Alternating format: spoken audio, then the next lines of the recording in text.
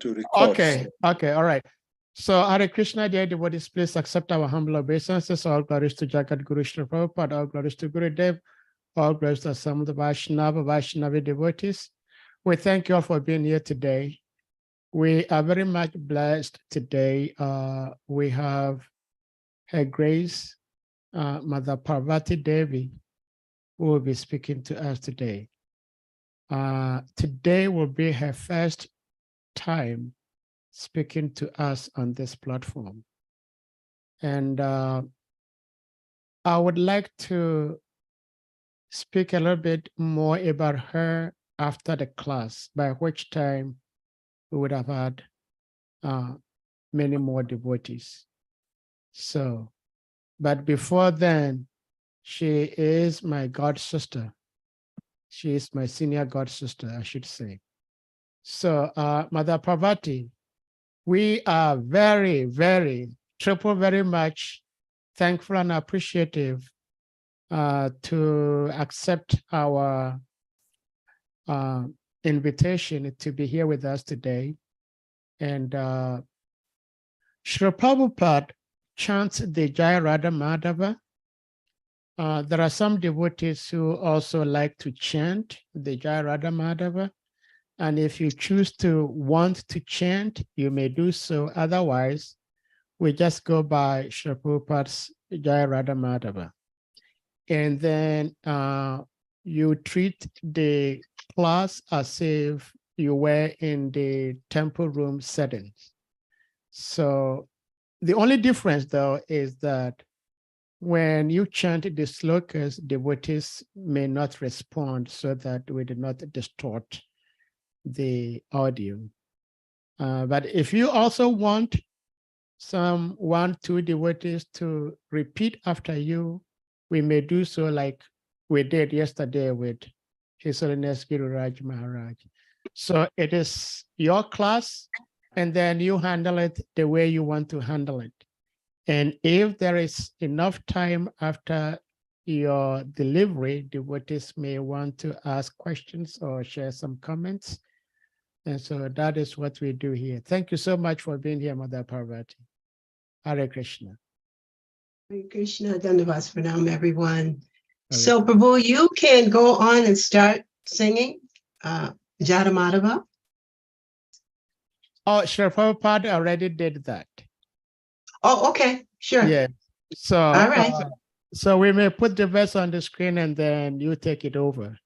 No, that's fine. That's fine. I'll just do pranams and go right into it. Yes, all right. Okay, thank you. All okay, right. Hare Krishna, Namo Vishnu Padaya, Krishna Vastaya Bhutale, Shrimanti Bhakti Vedanta Swami Tinamane, Namaste, Saraswati Devi, Gauravani Pacharane, Nivasesha, Sunyabadi, Patkata Siddharane, Jai Shil A.C. Bhakti Vedanta Swami, Shila Prabhupada, Jai Shila Bhakti Siddhanta, Saraswati Goswami, Prabhupada, Jai Shila Gaur Kishore Das Babaji, Ki Jai, Jai Shila Bhaktivinoda Thakur, Ki Jai, Jai Shila Rupa Goswami, Jai Shila Sanatana Goswami, Jai Shila Gopal Bhatta Goswami, Jai Shila Jiva Goswami, Jai Shila Raghunath Bhatta Goswami, Jai Shila Raghunath Das Goswami, Ki Jai, Primakahoshi Krishna, Chaitanya, Prabhu Nityananda Shedvaita, Shigadadhar Shivasidi, Gaura Bhaktivinoda Ki Jai. Hare Krishna, Krishna Krishna, Hare Hare, Hare Rama, Rama Rama, Hare Hare. Hare Krishna, Krishna Krishna, Hare Hare, Hare Rama, Rama Rama, Hare Hare. Hare Krishna, Krishna Krishna, Hare Hare, Hare Rama, Rama Rama, Hare Hare. Jai Shri Hare Hare Bo. Offering my Dandavats Pranam to all the Vaishnavas and Vaishnavis, to the listeners, well-wishers, friends, and aspirants. I pray that I may speak something to honor our Srila Guru Dev, which is inspiring and pleasing to our Guru Varga without deviation or speculation. Therefore, I'm requesting your forgiveness in advance for any errors or omissions. Jai Sachinandana Gaura Hari.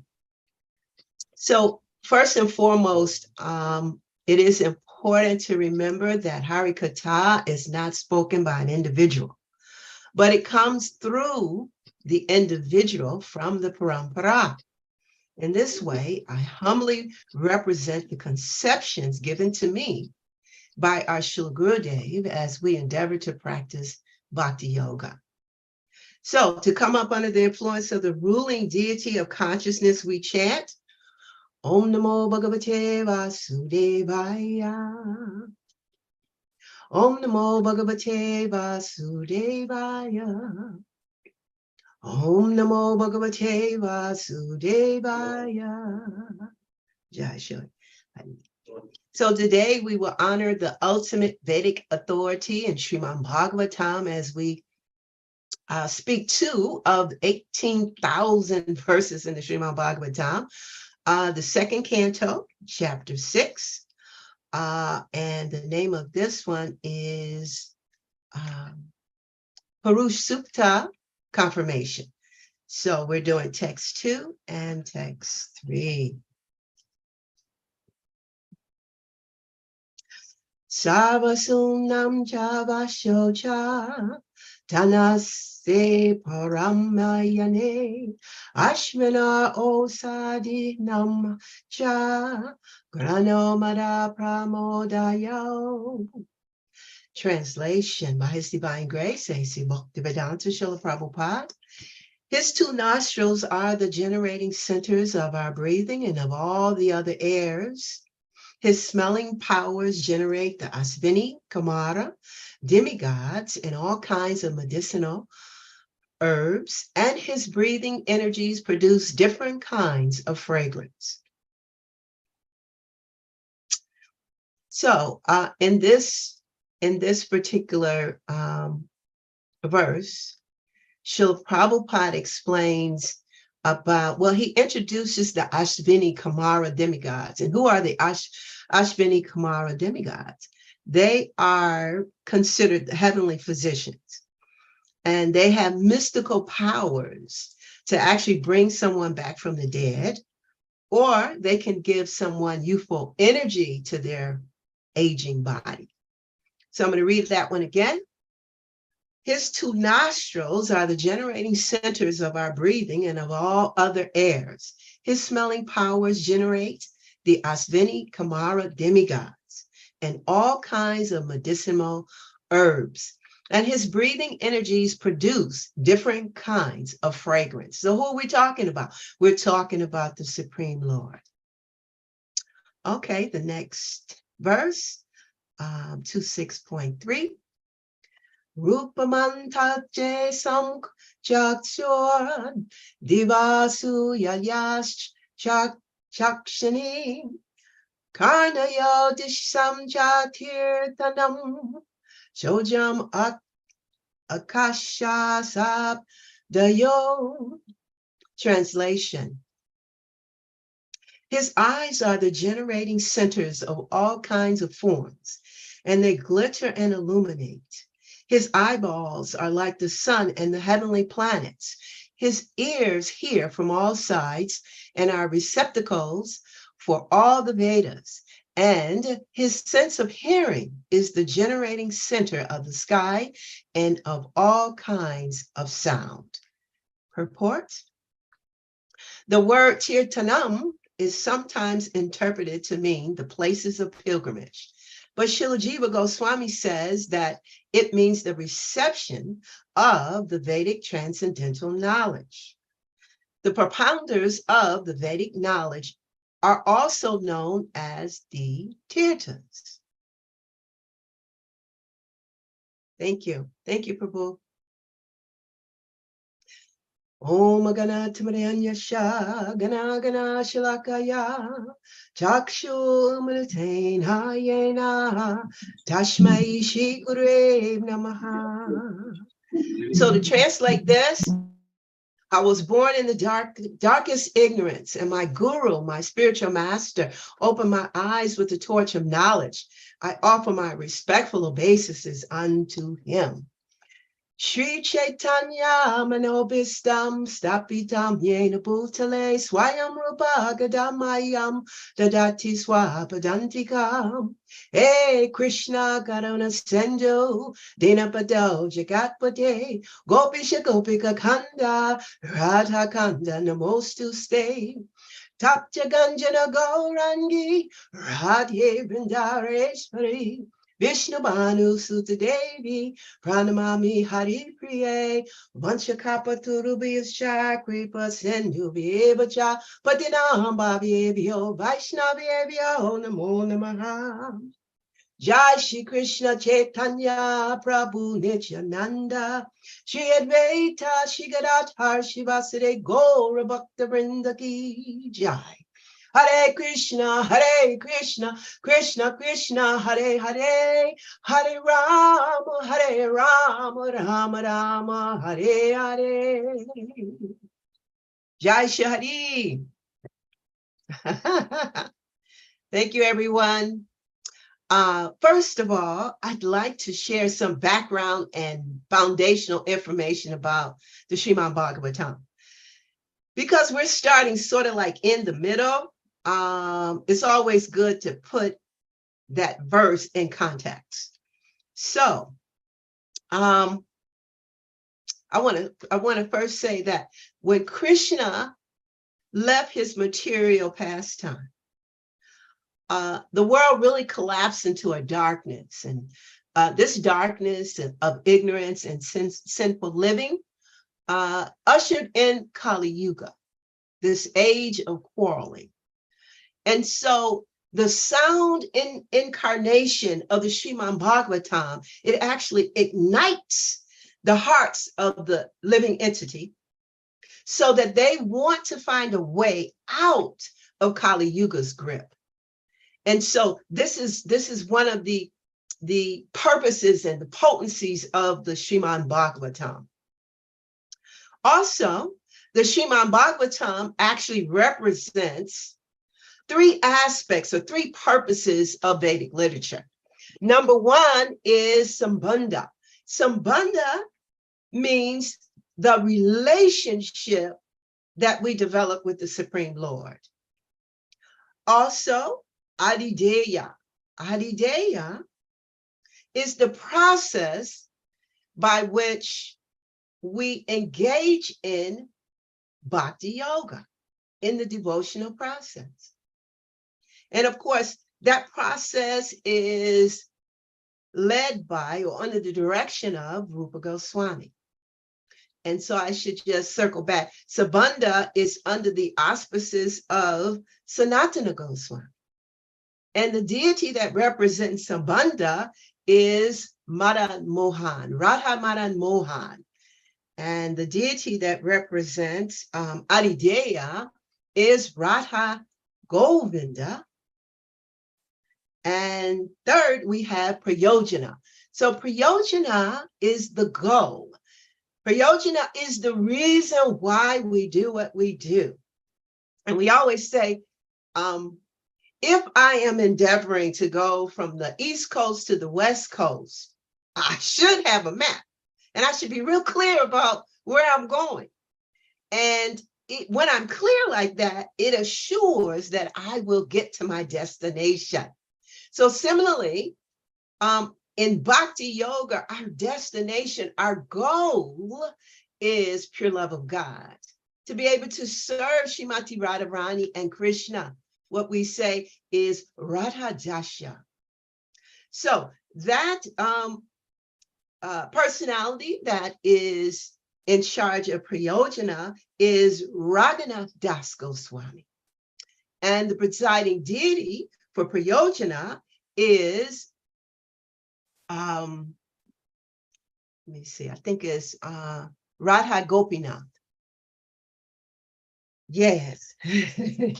So also, I want to share that in the Srimad Bhagavatam actually represents the entire body of the Supreme Lord.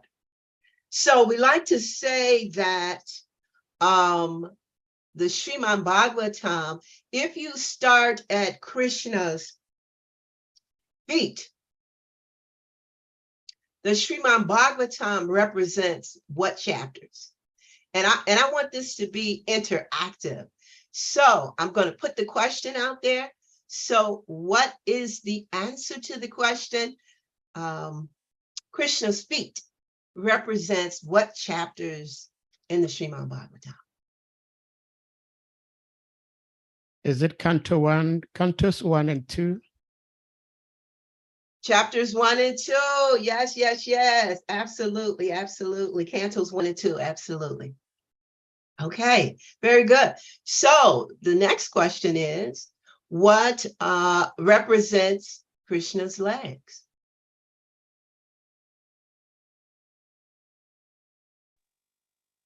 Isn't it 3 and 4? Canto 3 and 4. Who said that? This is Gail. Gail. Yes, absolutely, Gail. Correct. Very good. Okay, what about Krishna's navel?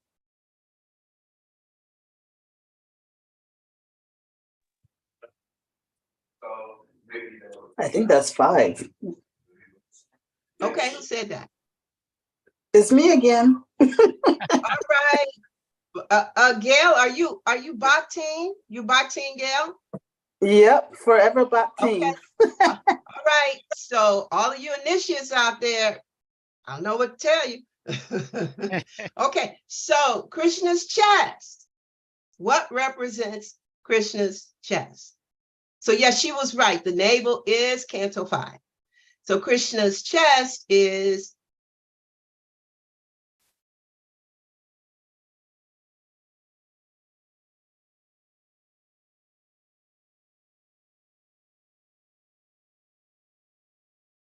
okay, so I'm going to give you the answer. Krishna's chest is Canto 6. So what about Krishna's arms?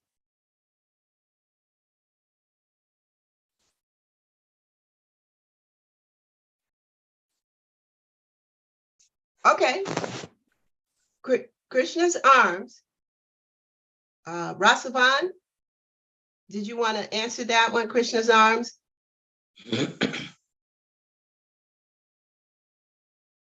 So Krishna's arms are Cantos 7 and 8. Okay, so Krishna's neck.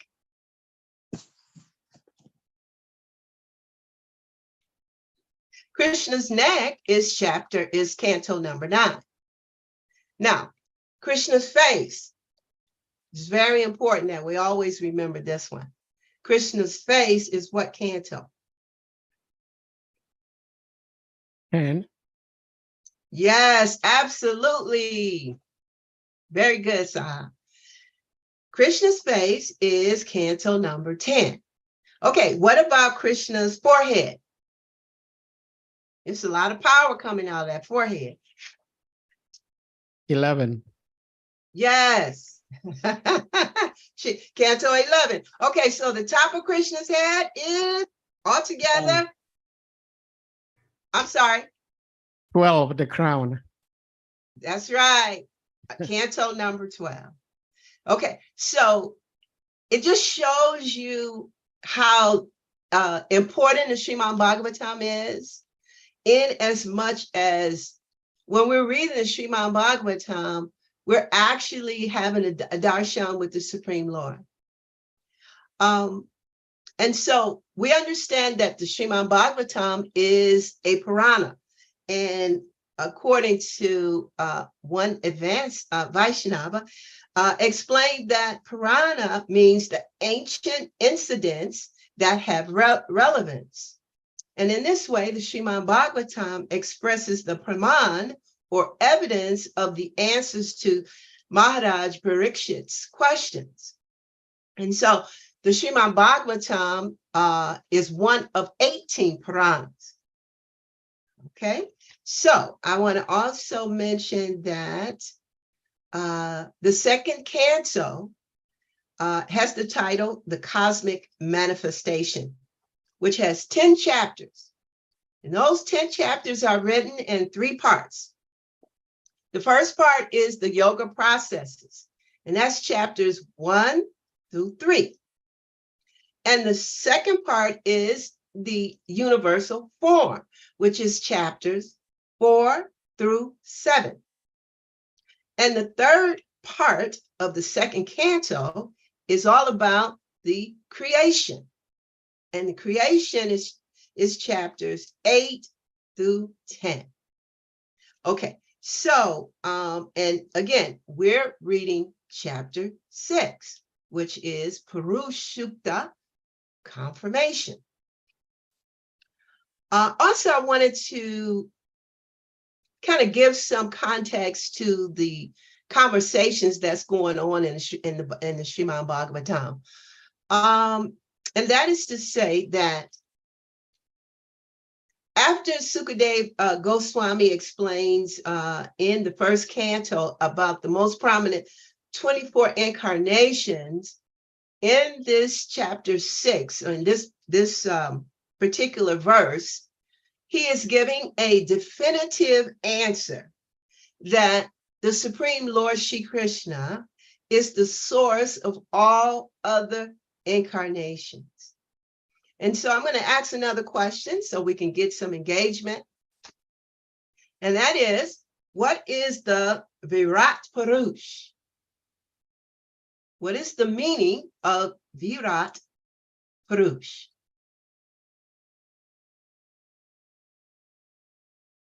I would say the universal form of the Lord in this material cosmic manifestation.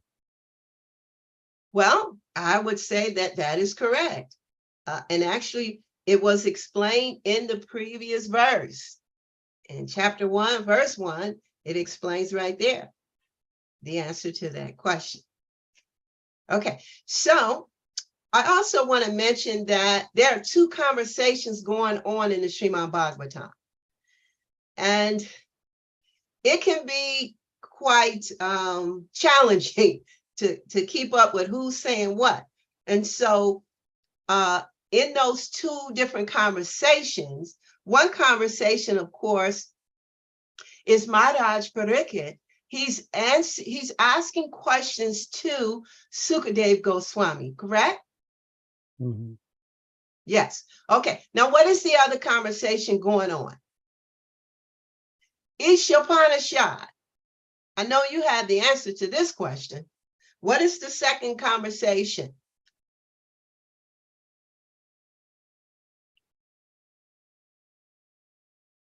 Madashri Ishopanishad. Well, she might be multitasking. Probably. So the second conversation going on in the Srimad Bhagavatam, who knows that answer? Is it Sutta and the sages of Naimisharanya? Absolutely. So it is Sutta Goswami. Sutta Goswami is speaking, as you said, in the forest of Naimisharanya. And this forest is in Uttar Pradesh. And it's headed by which rishi? Sonaka. Say again? Shanaka Rishi. Correct. Absolutely. Absolutely. Okay. So I also want to mention that Sukadeva Goswami is the guru for who? Who's his disciple?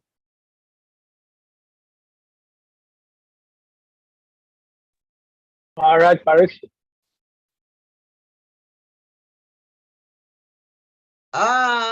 Sukadeva Goswami is the guru for Sutta Goswami. So I'm not sure if he's Parikshit's guru. Now that I'm not sure about. I'd have to do some research on that, unless someone else on the call would like to answer that question.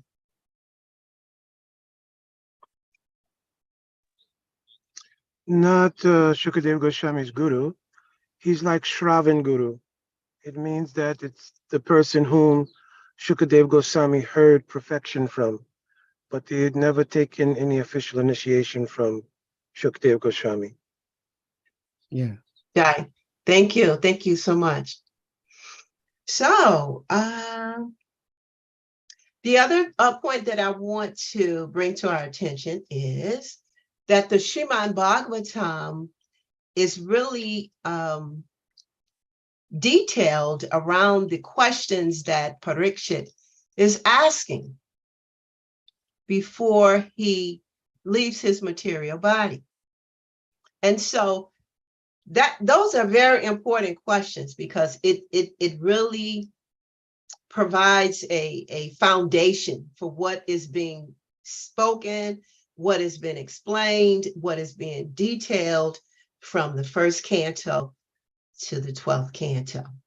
So again, so that we can have some interactive discussion.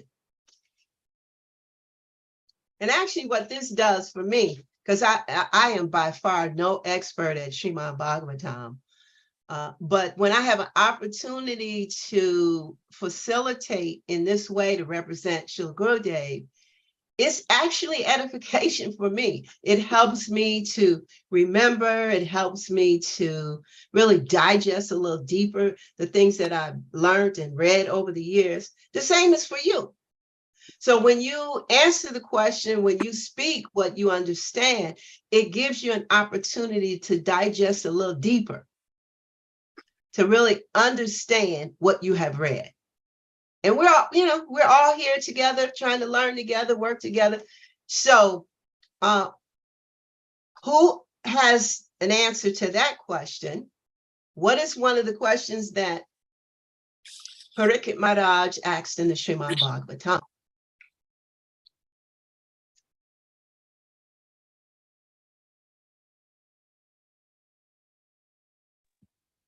How is a man who's about to die?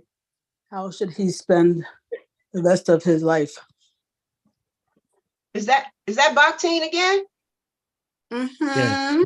Ooh, you bad, girl. That's all right. That's all right. Very good, Bhakteen.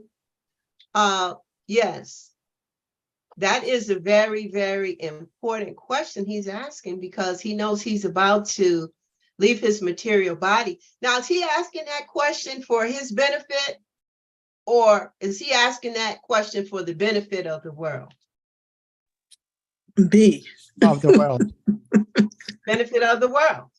Okay. Yeah. So it's just another example of how, because of the Lord's mercy, he embeds within these different personalities this kind of mercy and concern, because they're what? What are these personalities that? Compassionate. They're what?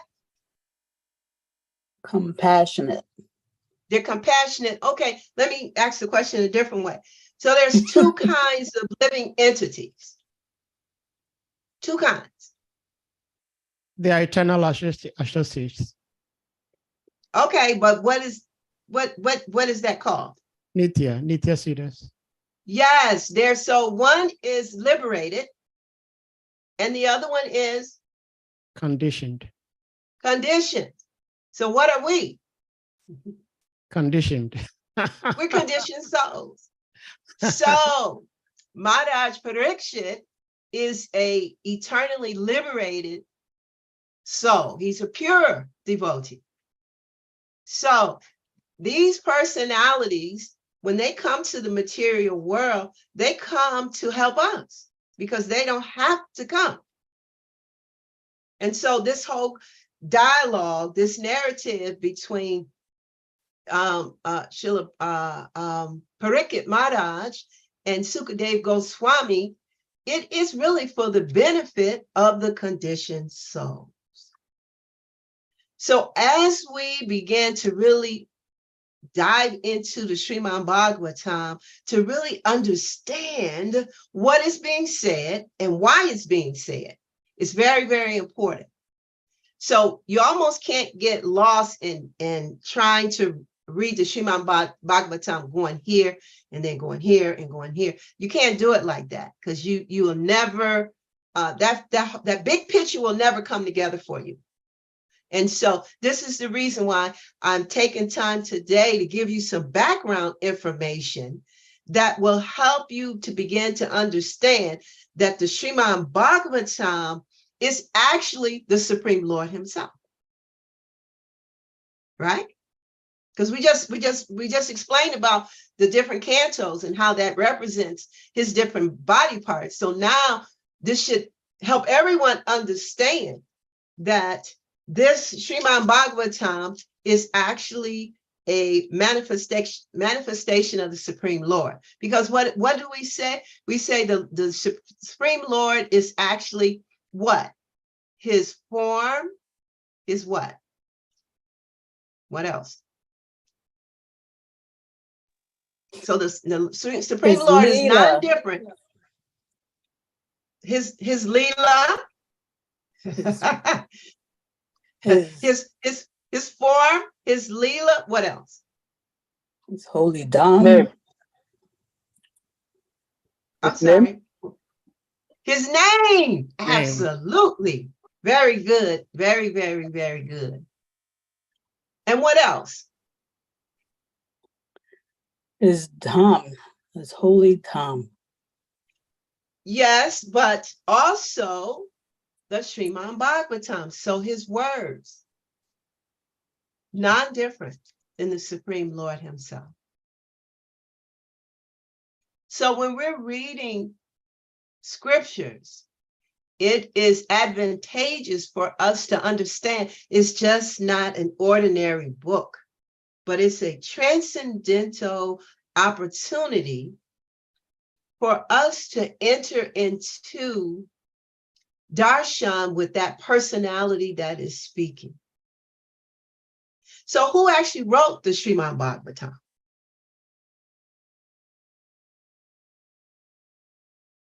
Now we all know that. Who wrote the Srimad Bhagavatam? The Veda Vyasadeva. Yes, Vyasadeva wrote the Srimad Bhagavatam. And what is Vyasadev's relationship with Sutta Goswami? Sutta or Sukha? Sukha. Sukha Goswami. What is his relationship with Sukha? Sukha is the son as well as a disciple of. Yes. Very good, very good, very good. So I think we covered a lot of good points today for us all to really develop a deeper understanding and connection with this particular scripture. And so I think I want to wrap it up by saying this.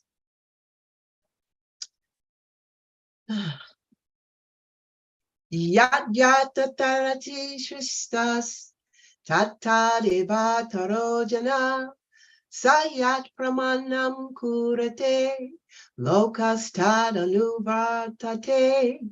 Whatever action is performed by a great personality, common people follow in their footsteps, and whatever standards is set by exemplary acts, all the world pursues. Bhagavad Gita 3.21, Srila Prabhupada explains, people in general always require a leader who can teach the public by practical behavior.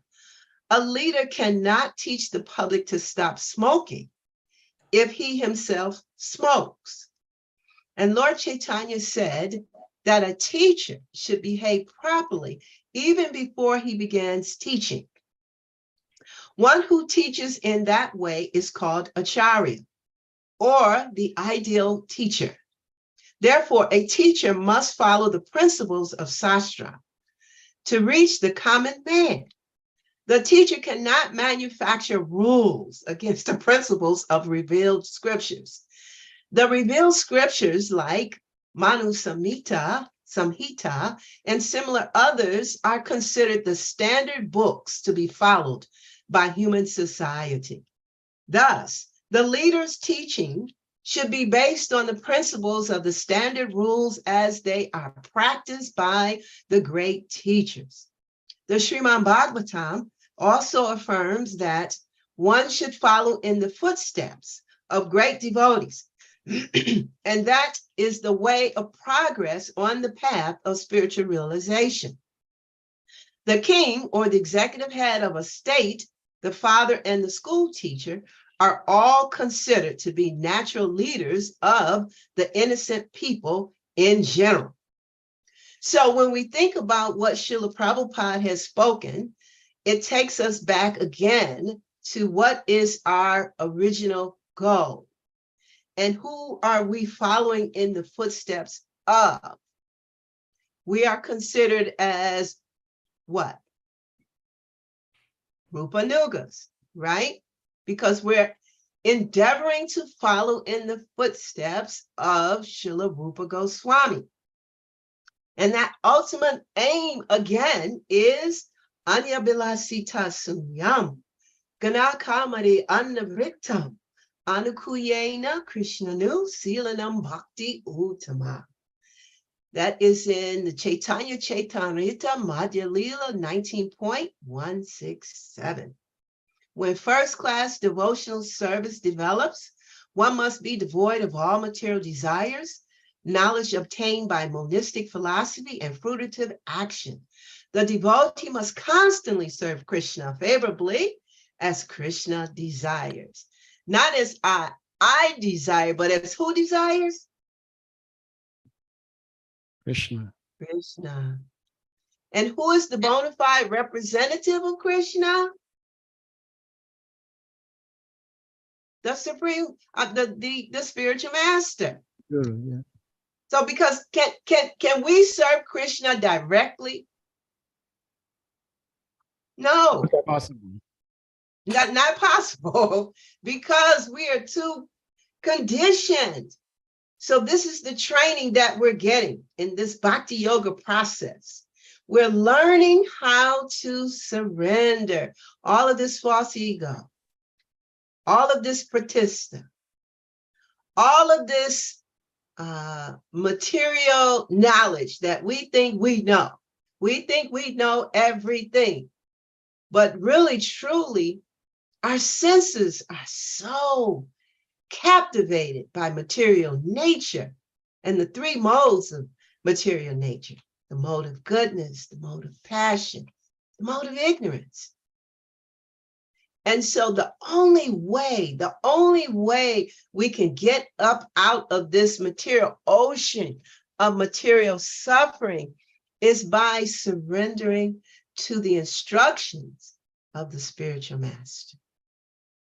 So with that being said, Prabhus, I thank you for inviting me. And I open the floor for any comments or questions. Jai Shri Hari Hari Bol. Hare Krishna, thank you so much, Her Grace, Mother Parvati Devi. Thank you so much for the interactive katha, engaging us to think. Oftentimes we just come to hear, but Right. you engage us to also think, which is very beautiful. And you did a very good justice. I was wondering how you're going to tackle the text, because Srila Prabhupada gave very, very short purport. But I believe you did very, very good job to the text. And with that said, devotees, if anyone has questions, comment, realizations you would like to share, you may use the hand emoji or your physical hand, and you'll be asked to unmute to speak. Hare Krishna. Hare Krishna, Hari Bol. Hare Krishna, Bhagavatam. Hare Krishna. I just finally got a chance to at least get on and say Hare Krishna, but I was working and I wasn't able to participate. So Parvati, you had went over the different parts of Krishna's body.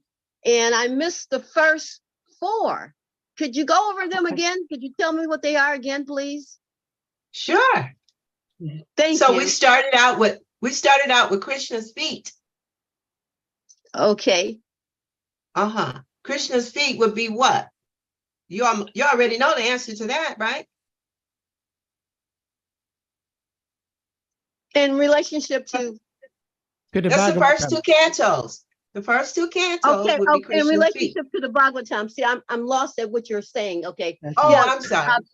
the first canto and the second canto is Krishna's feet. Yes. Yes. And then Krishna's legs, that was number 2. Okay. Okay, so that's canto 3 and 4. Thank you. All righty. So you were identifying the different body parts of the Purusa of Krishna in relationship to Srimad Bhagavatam. Thank you very, very much. Hari Hari Bol. Yes. Hari Bol. Hare Krishna. Mother Parvati, we're discussing the universal form of the Lord. And if Srimad Bhagavatam, of course, as we progress, we may come across different or other descriptions of the Supreme Personality of Godhead. But if at this point, Hello? we read what we are reading. Hello? Herbal, can you hear me? Yes, we can Okay, hear you. okay. I think she has a question. Mohini, did you have a question or comment? No, I'm sorry. I should have muted out. Oh, okay. Hare Krishna, Mother Mohini. Yeah, so my question was, if somebody is just reading what we're reading and understanding that the Bhagavatam, as we're reading, represents the Supreme Lord. Representing the Supreme Lord would mean that the Lord himself is there, and this Bhagavatam is just a representation. But one other thing is very difficult for people who have not yet taken to bhakti. In general, I mean, there are some people who have not taken to bhakti, but they still believe that God is a person and has a form. How do we try to explain it to people who are not on the path that Bhagavatam representing the Supreme Lord also mean that the Lord has these forms that we just described, that he has 2 legs, he has 2 feet, he has 2 legs, he has a navel, he has a chest, he has a forehead, he has a face, he has head, he has crown. How do we go by explaining without confusing them? That's just what I wanted to ask. Hare Krishna. That's an excellent question. And the best that I can do would be to share what my understanding is at this point. So, that it may not be 100% correct, but what comes to me is that the Supreme Lord in his form is the topmost form. He's full of all of the opulences. He has the best, he has the greatest wealth, the greatest strength, the greatest beauty, the greatest renunciation. He's full in all of the opulences. And so we have been created in his image. And so because we are part and parcel of that divine image, then why not? Why not? I mean, if that is the supreme form in itself. And that's where we come from. Why not? But I mean, that's not to say that the Supreme Lord doesn't incarnate in all different kinds of forms, because the Supreme Lord has free will. I mean, he can do whatever he wants to do, whenever he wants to do it. And so some things are beyond material comprehension. And you really have to, chant. You have to really be in the process to have the adhikari to understand a lot of these conceptions. And then, you know, for me, I like to refer to advanced devotees that can help me understand a lot of things, because, you know, after so many years in this process, so many things you forget over time. And if you're not discussing certain things, you know, this Kali Yuga, it affects us as well, you know. So I have to lean towards the knowledge of those that know a lot more than me. And so perhaps we can open it up to the participants and see what their comments are as well. Hare Krishna, that's welcome.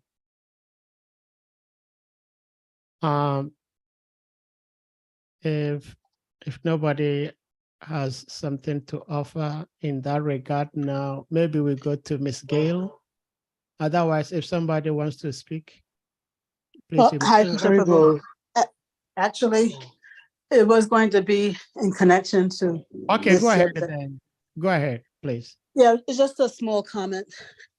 That one thing that I've heard is that, you know, to claim that we have form, but Krishna does not, it's like saying, it's another way of making ourselves superior. How can we have something that he does not? So that was my comment in that regard. But I do have a follow-up. Excuse me, but if you say that, my follow-up question then will be the mere fact that, I mean, there is this common saying that as above, so below. So what you're saying is, because we have form, the Supreme Lord must have form also, because as above, so below. Does that mean that in this material world, especially as living entities, as animals in particular, and I say animals in terms of science, which means lower animals and higher animals, human beings, we all engage in sex. Does that mean that in the supreme spiritual world, they also engage in sex? Because as below, so above, is that what it means? And if that is not the case, then why that is exceptional and probably many other things exceptional? Well, as above, so below refers to the fact that anything that exists here is a perverted reflection of what exists above. You cannot have a reflection of something without that original something. It's everything here is based on something original. And for example, you can't have a shadow without the original object that shadow is a reflection of. It doesn't mean that it's identical, but the shadow and this material world depends on its source for existence. It implies a relationship of dependence. You cannot have what is here without that which exists, quote unquote, up there. Well, thank you for the answer, but that still doesn't answer my question Yeah. to my satisfaction, in the sense that in this material world, for example, we have mother-son, mother-daughter relationship. Does that mean that in the spiritual world, like Goloka Vrindavan, there is such relationship? Yes, we have relationships here because there are relationships there. That's where the original relationships exist. But here, the is perverted because the nature of the relationships is based on illusory conceptions. Well, I have heard that the chivalry pastime Lord Krishna had with Bhishma could only take place in the material world. It can't take place in the spiritual world, because in the spiritual world, nobody plays such a role. So That's this a is very where good one.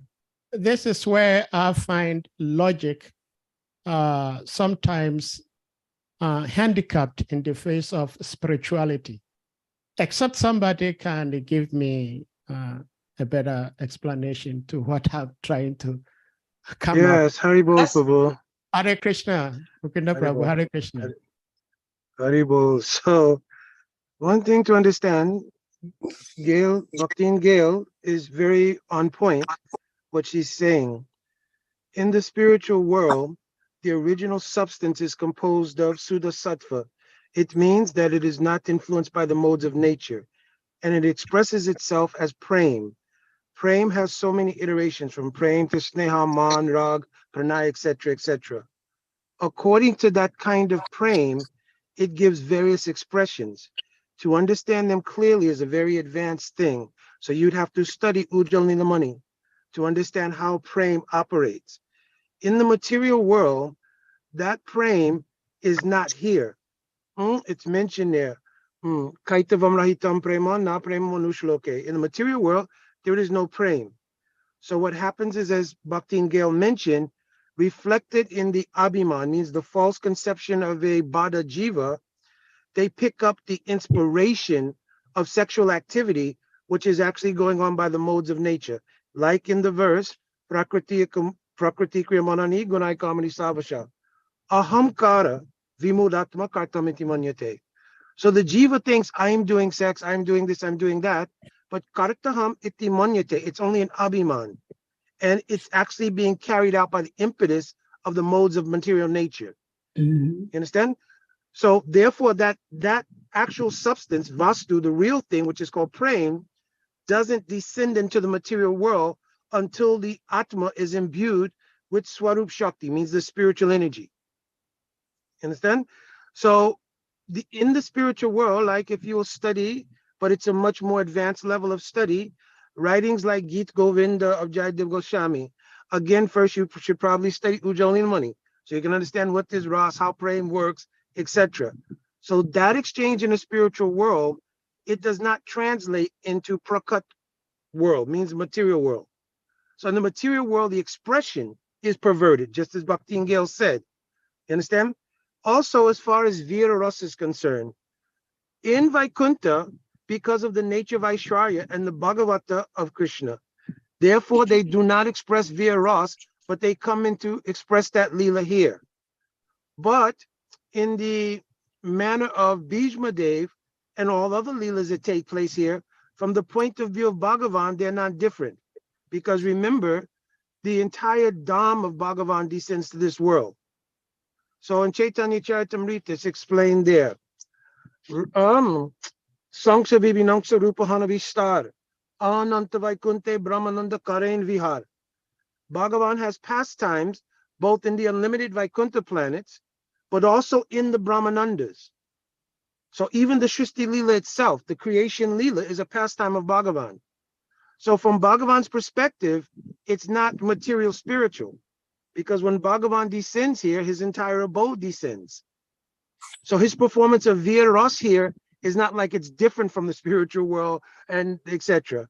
In the Nitya Lila, like Ashtakaliya Lila in Golok Vrindavan, then the conception of all of these things are there.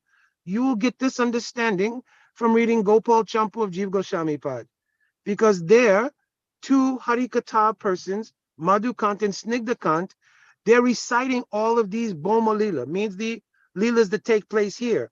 And the Brijabasis, though they're in Nitya Dham, are having the experience of it. Understand? So there's a very subtle connection between Nitya Dham and Boma Dham. You understand? The transcendental pastimes and those pastimes taking place here in Boma Lila. Mm. So there's not like two places. Braj in this world and Nitya Golok Dham, they're not two places. They're prakat and aprakat. Mhm. Understand? Mhm. Yeah. Yes. Well, Thank you. thank you so much, Mukunda Prabhu, for that elaborate shastric explanation. I mean, I'll let others ask questions if they may, because I still have questions in that regard, but I don't want to take over the show. So devotees, if anyone has question, comment, realizations, please, you may do so. Hare Krishna. But thank you so much, Mother Parvati. Ms. Gail, please, you may unmute. Hare Krishna. Prabhu. I just wanted to follow up on something that I think I heard Ishopanishad mention, that the various cantos of the Bhagavatam were representations of the Virat Rupa. Mm. My understanding is that, the Bhagavatam is literally Krishna himself, not in terms of the ink and paper, but the message. And so I thought that the Bhagavatam was literally Krishna's form, the first two cantos being his feet, the second two being his legs, and so on, not just symbolically. And I also did not hear that Virat Rupa, that the Bhagavatam was a representation of the Virat Rupa, because my understanding is that the Virat Rupa is really an imaginary form of the Supreme Lord. So the Bhagavatam, I don't think it represents the Virat Rupa, the universal form. So I just, those are my questions. No. I think what Mother said was that the Srimad Bhagavatam represents the different bodily parts of the Supreme Lord, which is different from the Virat Rupa. No, I was referring to Ishopanishad. Ishopanishad, as she left, she was saying that it represents the Virat Rupa. That's what I was questioning. Oh, no, she had said that she wasn't here when Mother Parvati was. No, at the driving, end, so she didn't right before she signed off, she did make that statement. Oh, okay. Yes. Well, she's not here. She didn't understand what Mother Parvati was saying.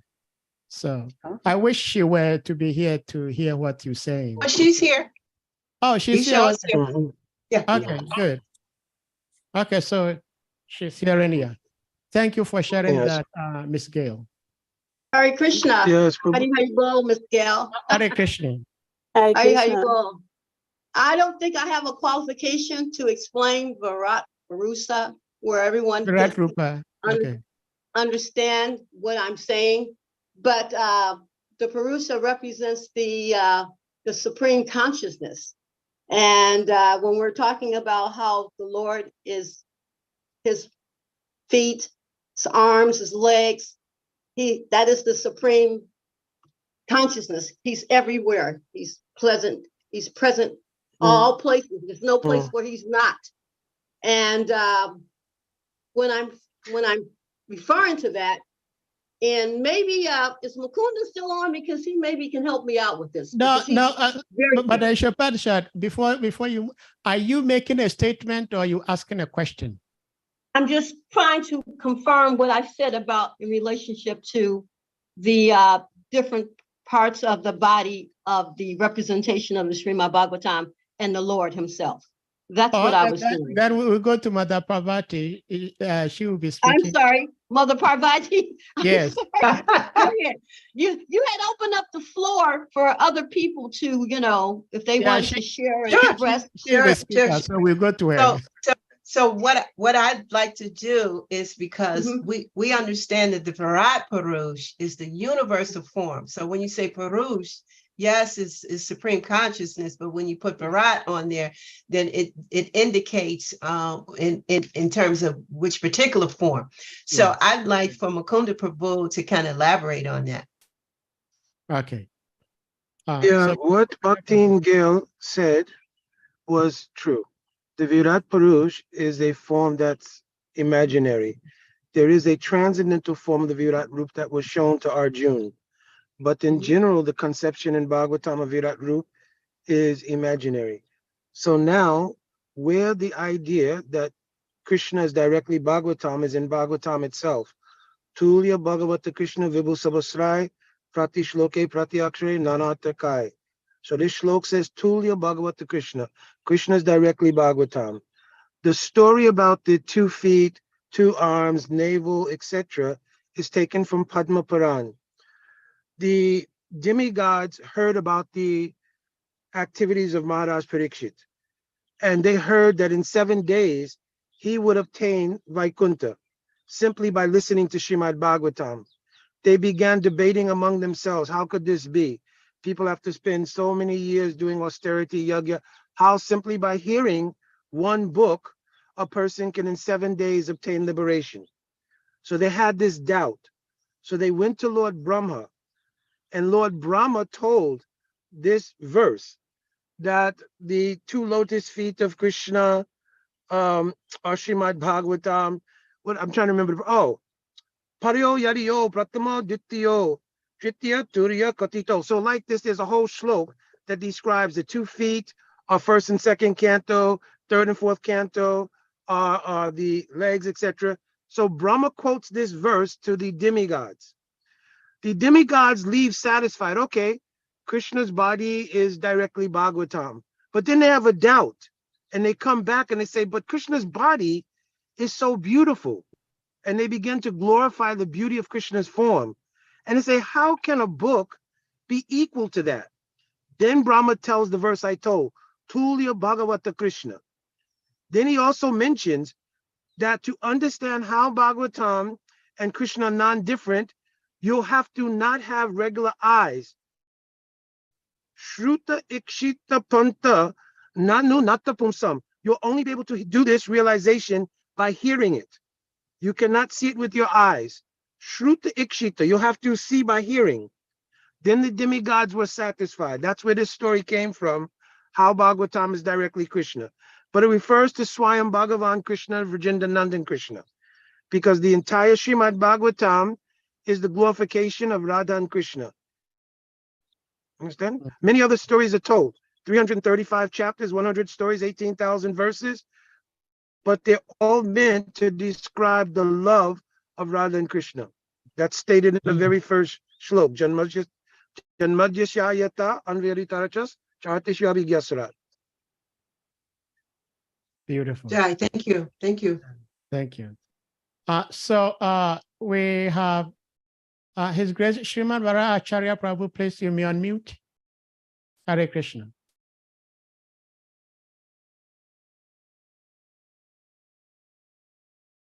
Srimad Vara Prabhu, are you still there, please? Okay, good. Am I audible now? Yes, Prabhuji, yes. Okay. My obeisances to Mother Parvati and to all the Vaishnava devotees. My special obeisances to Mukunda Prabhu. Glad to have you on this platform today. I was hearing the voice and I was thinking that sounds like somebody I know. And then finally I heard the name, Mukunda Prabhu.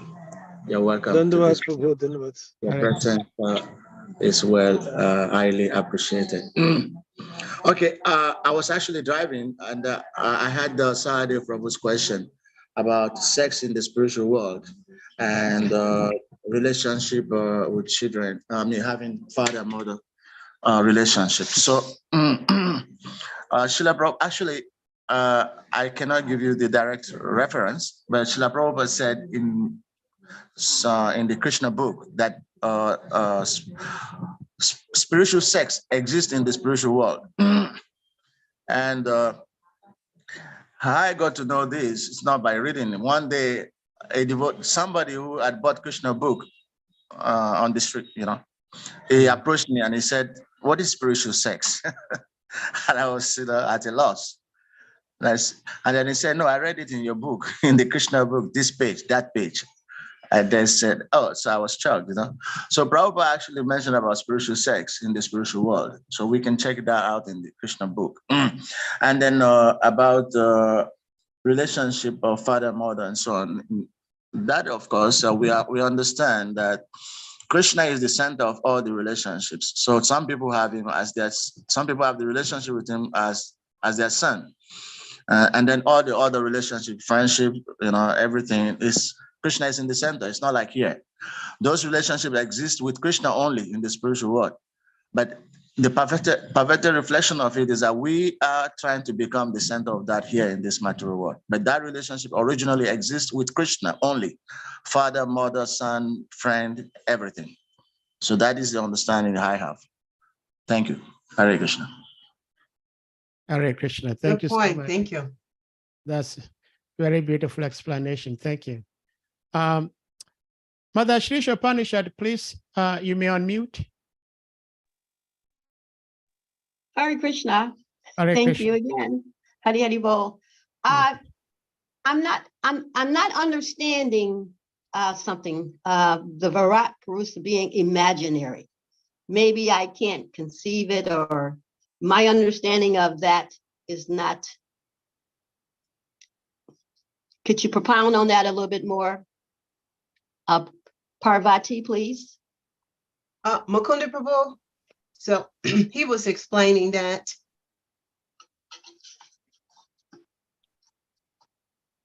Mukunda Prabhu. So we're not hearing you. Are you there? Yeah, he's still here. Mukunda Prabhu.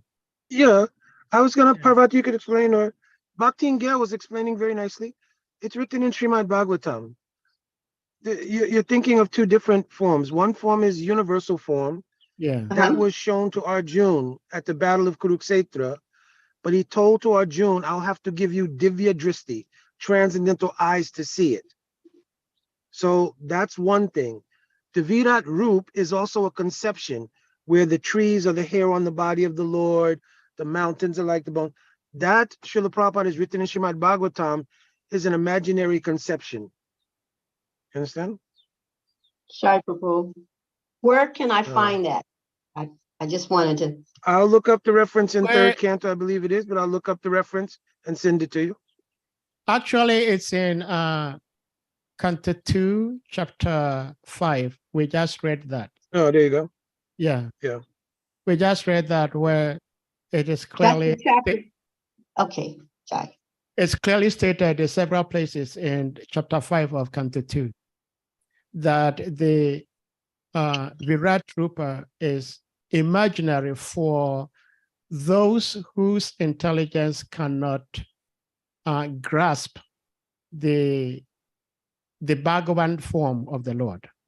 It's for beginners. And I remember asking a question, if that is the case, then why is it being taught in the Bhagavatam? Because we're supposed not to be like very, very ignorant.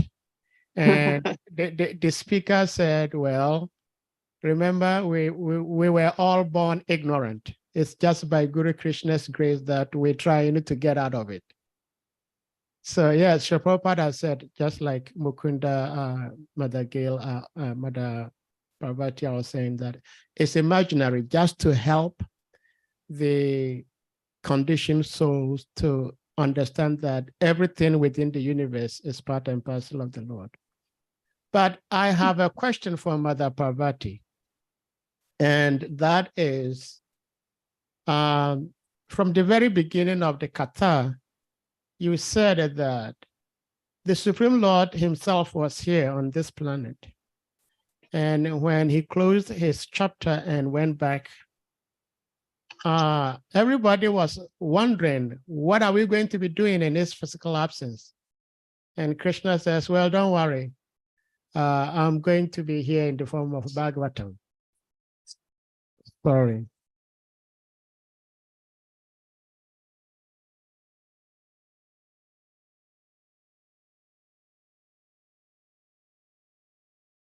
Sorry. So the Bhagavatam, we understand, represents Krishna.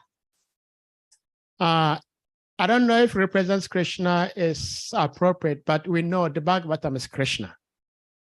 Now, my question is, when Krishna himself was here, everybody was relating with Krishna. Those who knew him as the Supreme Lord, they were relating with him as such. And when he left, because he didn't want to leave us alone, he advented himself as the Bhagavatam. Now, my question is, how did the Supreme Lord unveil himself to the people in general before he advented himself as Krishna?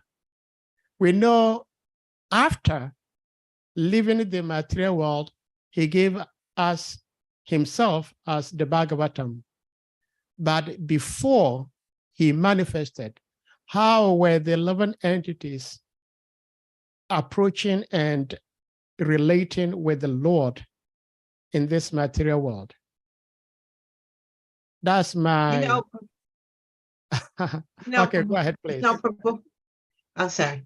Prabhu, I was just pondering over this question. And I was reading actually. I'm happy you were pondering over it. I was actually reading in the third canto, though. Yeah. That where in the part where Uttava is having a conversation with Vidura. Yeah. And in that conversation, Uttava is explaining, or maybe Srila Prabhupada is explaining in the purport, how unfortunate the Yadus are that they don't realize that Krishna is the Supreme Personality of Godhead. But they do see him as Paramatma. That was hard for me to understand.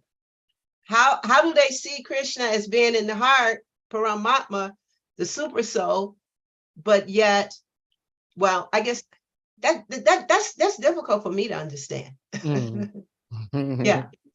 So when you say that they knew who he was, they didn't really know who he was. Yeah. So, I mean, I thought they realized who he was. So, Mukunda Prabhu, I'm sorry, but I'm gonna have to ask you to kind of clarify that.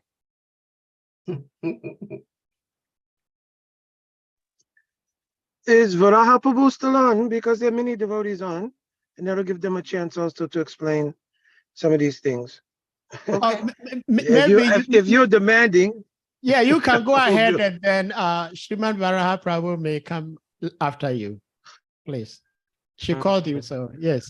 So, first, according to your question, Prabhuji, Srimad Bhagavatam is always existing. So the Omkar is also Srimad Bhagavatam. The Omkar becomes Chatushloki. The Chatushloki Bhagavatam, which is 2:9, 33 through 36, becomes 10 verses spoken by Narad to Vyas, and then he manifests 18,000 verses. So in terms of the living entities knowing about Krishna prior to Krishna's appearance, Krishna's appearance is also cyclic. In other words, once in a day of Brahma, Krishna appears and immediately Mahaprabhu appears. So not that Krishna has come only one time. Krishna is always coming. And there are many incarnations that precede Krishna. So one of the things that's a little bit difficult with studying Srimad Bhagavatam is many devotees do not know the context of Bhagavatam. So you have to follow the context of what Srimad Bhagavatam is for. Because remember, there's many other Puranas. In fact, there's many other Sastra, all Upanishads, Vedanta, everything. So what particular purpose was Bhagavatam manifest for? So the Vastu Nideshtatmaka verse is the second verse of Bhagavatam. Vyasadeva himself is telling why he manifested this. Dharma prajita kaitavutra paramanoni matsaranam satam. He manifested it because he wanted to describe what was love of God. That's why he wrote Srimad Bhagavatam. So all of the narrations in Bhagavatam are various descriptions leading up to a description about the highest quality of love, which will be expressed in the 10th canto by Radhika and Gopis for Krishna. You understand? And also by extension, Mother Yashoda, Subal, Shridam. So they're building the case for love. In the meantime, Sutta Goswami, who's the Sishya, disciple of Shukadev Goswami, he's telling the sages at Namasaranya in answering their questions, 6 different questions, throughout Srimad Bhagavatam, because they ask, what is the perfection of religion? They also ask directly the question, now that Krishna has gone to his abode, accompanied by knowledge, religion, etc., where will we get knowledge? And the last line of the sloka says, Purana Arako Danodita. You'll get light from this Purana. So Krishna directly in that sloka is telling, after the disappearance of Krishna, you'll get light from this Purana. Understand? So it's not that the Jivas only one time Krishna's come, and no, there's many incarnations before that. And it's mentioned that all of these incarnations, Krishna's personally tasting an evolution of rasa. In other words, in the incarnation of Matsya, to Kurma, to Narasingha, etc., he's tasting various levels of rasa. In the form of Ramachandra, he tastes 2.5 different rasas. Maternal ras means Vatsalya ras, 1/2 of Sakya ras, which means Gaurava Sakya ras, because they know he's Bhagavan, and also Dasya ras, like for Hanuman, Sugriva, and others. Well, Sugriva is like friend, but Hanuman and others are like Das. That then leads into Krishna's Leela, which all the rasas are manifest. So we have to look at the perspective, what is Bhagavatam? Because it's hard to look at 18,000 verses individually. Just like if somebody's telling a story, and the purpose of the story was to describe, oh, Prabhuji, I'm building a house. I'm just giving an example. I'm building a house. In the course of telling that story, you may tell, oh, and on Tuesday, I went to Home Depot. While I was at Home Depot, I met this guy who told me what nails to use. These nails come from this country, etc. You understand? So it's overall related to building the house. You have to keep that in mind. But there are many individual stories told in pursuit of that narrative, how you built your house. Similarly, all the different stories, Ajamil Upakyan, Prahalad Narasingha Charit, Chitraketu Maharaj, all the leaders of Bhagavatam are describing aspects that will lead up to what is love of God. And then the last verse of Bhagavatam, Namasan Kirtaniyasa Sava Papa Pranasanam, it will predict the coming of Chaitanya Mahaprabhu. Understand? Because the only way to get love of God is through Mahaprabhu's Leela. So Vyasadeva first starts off describing what is love of God. Janmadhya Shayata, etc. Then he describes this book is only meant for those who want that love of God. Then he gives in the 3rd verse a blessing. Oh, if you will hear this Bhagavatam, Pibata Bhagavatam Rasayam Alayam, that kind of love can come to you. But Alaya means until you're pure, it will be like a medicine, Rasayan.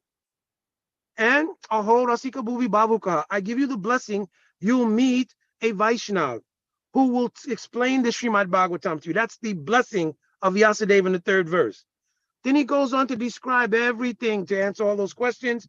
10th canto, he'll discuss Krishna's Leela, and he'll get to the point of discussing the nature of love of God in the highest form. 11th canto, he'll discuss how to practice bhakti. In the 12th canto, he's going to discuss. In Kali Yuga, everything becomes very degraded. How will people get love of God? I told how to practice it, but how will it happen? Kali Yuga is so degraded. Then in the very last verse, Vyasadeva himself gets a darshan of Mahaprabhu, and he writes the last verse, puts his pen down, goes into Gaur Leela as Vrindavan Das Thakur, and writes Chaitanya Bhagavat. Mm.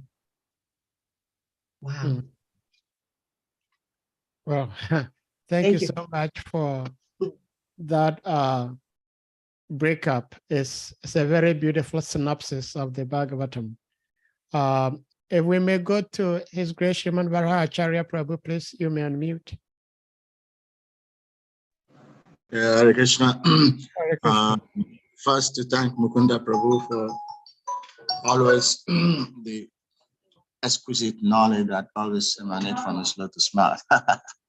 Actually, I wanted to react or comment on the question about the universal form being imaginary, and then the follow-up question of Sadi Prabhu actually also inspired me more because about my comment. So first, I want to get the two questions together. The imaginary, the Mother Supani said, asked if we can clarify why the universal form is imaginary.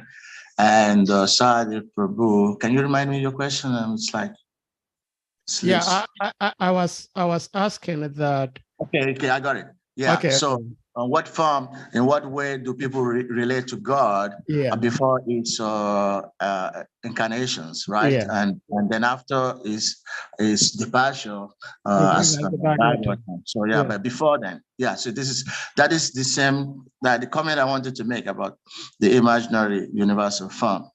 So it's very interesting. You know, we in Africa, majority animist before Christianity, Islam comes. So in animists actually worship the universal form, worshiping different aspects of God, you know, mountain, rivers, in nature, right? And the Vedas actually help us to understand this. First, the manifestation of the Mahatattva from the Pradhan, the universal form is manifested. So first manifestation of the Lord, you know, in the material universe is the universal form.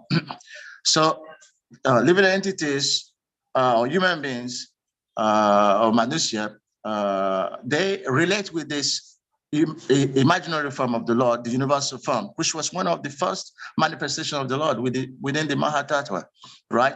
So everyone can relate to that. And then in the Bhagavad Gita, Lord Krishna again described this aspect in the 10th chapter, when he explains, you know, the different aspect of him. You know, I among the mountains, I'm the Himalaya. Among the serpent, I'm Bashuki. Among the body of water, I am, you know, the Ganga. So, which means that every aspect of nature actually represent God. And people who are less intelligent, like the Srimad Bhagavatam says, can relate with this.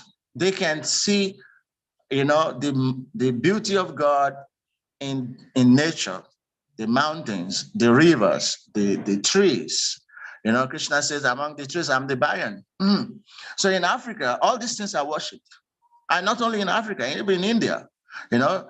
So Banyan is worshipped, and here in Africa, Iroko is worshipped, you know. And the rivers are worshipped, you know. They worship Ganga in India, the Yorubas in Nigeria worship Oshun, and so on and so forth. So these things have always been there. They've always been there. So whether we are fortunate enough to know the incarnation of God in the different avatars, or we don't, still God is present. Because like he had already thought of it right from the beginning of creation, you know, with the Mahatattva, the universal form appeared. And then it is there, it's represented for everybody. You know, you can see his eyes through the sun and the moon, you know, and you can see, you know, the firmament, as is whatever. So anyway, so this is the contribution I would like to make, that is considered imaginary, but it's actually intended for those who could not, or who do not have that fortune to be able to approach the Lord closer through his incarnations, not to talk of coming to the point of loving him, as Mukunda Prabhu is explaining.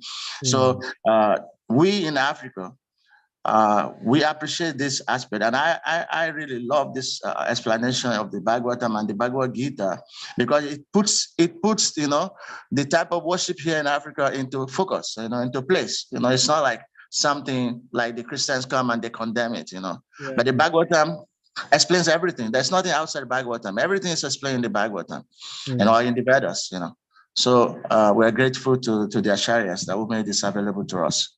Thank you. Hare Krishna. Hare Krishna. Thank you so much. Oh, Mother Parvati, we thank you so much for your wisdom and your patience and engaging us to enjoy and eschew the Bhagavad Katha. And Mukunda Prabhu, thank you so much for the depth of wisdom shared with us. Miss Gail, Ubiquitous Gail. Thank you so much. Dear devotees, I think we've kept our speaker here for a little over 90 minutes.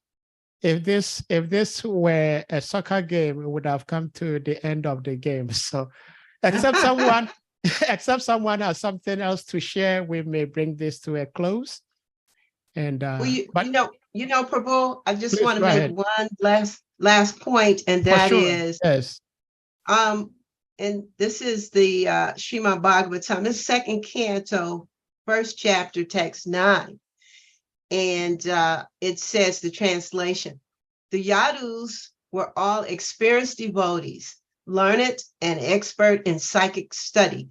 Over and above this, they were always with the Lord in all kinds of relaxations, and still they were only able to know him as the one supreme who dwells everywhere.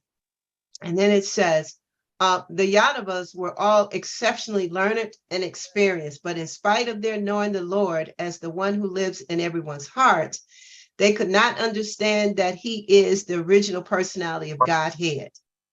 This lack of knowledge was not due to their insufficient erudition. It was due to their misfortune. In Vrindavan, however, the Lord was not even known as the Paramatma, because the residents of Vrindavan were pure, unconventional devotees of the Lord and could think of him only as their object of love. They did not know that he is the personality of Godhead. So what I was thinking about as I was reflecting on your question, it just brought together for me this understanding that in Krishna's Leela, in his Tristi Leela, his Prakat Leela, his Leela here in the material world, everything was designed or facilitated for him to have this experience that was present at the time. And that was because of Yoga Maya and Purnamasi. Purnamasi was there to help facilitate this particular Leela. And so I was reminded of that. It wasn't that the Yadus, these pure devotees, didn't really know that he was the Supreme Personality of Godhead. It was that they were covered so that they would be able to enact this particular aspect of the pastime for Krishna's pleasure. And so, that makes a world of difference when we think of it like that. Same way with Arjuna. It wasn't that Arjuna wasn't a pure devotee, but he was playing a particular role to facilitate that Leela, that particular pastime with the Supreme Lord. Hare Krishna, thank you so much. Thank you so much. It's very interesting the way my mind works. My mind is very, very restless. And so as you were speaking, so many questions came to me, but we're not going to ask further questions. We've kept you here for too long. Thank you What was so the Bhagavad Gita said? Bhagavad Gita says the mind is restless and uncontrollable like the wind. Yeah. So Okay, so that's a good thing. that is comforting. I comfort Especially myself when with you that. when you're agitated to know Krishna Katha, that's Yeah. absolutely wonderful. Okay, okay. Yeah. Well, so at least my mind is not too crazy, at least. Thank you. So, dear devotees, we're going to humbly request you all to kindly unmute, and we all chant Hare Krishna Mahamantra to express our appreciation to our revered speaker, Her Grace, Mother Parvati Krishna, Devi. Prabhupada. Hare Krishna, Mother Yashoda. Hare Krishna Parvati Devi Dasi. You're going to introduce when Oh, everybody is yeah, here. yeah, Mother Yashoda. Thank you so much. Oh, my goodness. Well, I had made this promise, and see, this is the nature of my porous mind. Hare Hold on. Krishna, Sunita. Yashoda Mohini. Yeah. Yashapana Mitra Vendra, Jai Prabhu. Yeah. Well, so dear Hare devotees, Krishna. before we all go on to chant the Hare Krishna Mahamantra, I want to do a very, very short and brief intro to our revered speaker. Our revered speaker, as you might see, her name is Parvati Devi. Mother Parvati Devi happens to be, I'm a lucky man, and don't be jealous of me. She is my big sister. I know. She is my big sister. She is a disciple of our Gurudev, His Holiness Bhaktivedanta Swami Maharaj. In fact, one of the very, very, very early disciples of Gurudev. And even before she took initiation from Gurudev, because they all hail from the same city, Cleveland, she knew Gurudev before devotional service. Herself and Mother Shri Upanishad, they've known Gurudev for so long. And the few Ghanaian devotees who came here in the States, when we first came here, we visited her in Cleveland, and he received us as kings and queens, which we will never forget. So all along, she's been very, very generous, very, very kind. She loves Krishna Katha. She loves preaching. So she arranged so many outdoor programs for Gurudev several times. And so we are very, very much blessed to have her association. I haven't had her association lately as much as I would want to, but I would try to catch up. So this is the little I can share with her. In fact, she is also, like most people will say, like a life coach. She knows so much, not spiritual life, but in material life also, how to live materially and spiritually together. So if in case anybody has some sort of challenge, you need some advice, you can reach out to her. She is really, really good at life coaching. So Mother Parvati, one thing I've known about our Gurudev is that one may understand a little bit about every individual just by knowing the name. And so far, I haven't seen that aspect of Mother Parvati yet, but I believe it's there. We all know Mother Parvati, the eternal consort of Lord Shiva.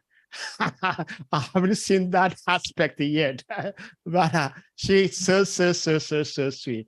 Mother Parvati, thank you so much for somehow, whether by stars, by Krishna's arrangement, whatever, me being your little brother. And as a little brother, sometimes I can play the fool because you pardon me anyway. Mother Parvati Devi ki jai. Hari Hari Bol. Dandavas Pranam, everyone. Hare Krishna. Thank you so much. Haribol, Dhanavad. Thank you. Thank you, Shriman Varaha Acharya Prabhu. Thank you. Hare Krishna. Hare Krishna.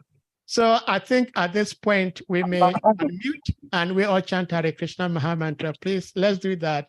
Jai. Hare Krishna, Hare Krishna, Krishna Krishna, Hare Hare, Hare Rama, Rama, Hare Rama, Hare Rama, Rama Rama, Hare Hare.